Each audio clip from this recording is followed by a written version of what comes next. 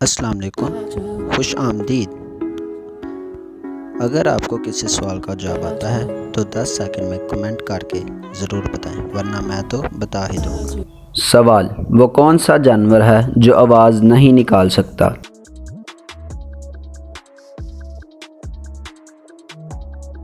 ज़राफ़ा।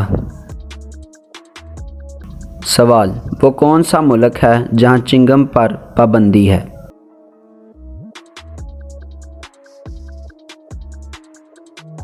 Singapore में। सवाल, वो कौन सा फल है जिसे हम खरीद नहीं सकते?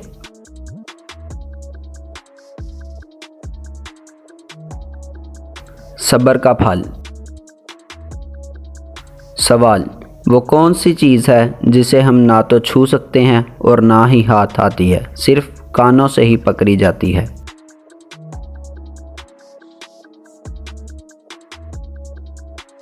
वो है आवाज़। सवाल, वो कौन सी चीज़ है जो नाक पर बैठकर आपके कान पकड़ती है?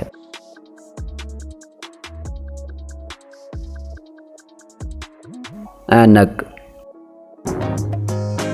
अगर आपको हमारी ये वीडियो पसंद आई है तो इसे लाइक और शेयर ज़रूर करें।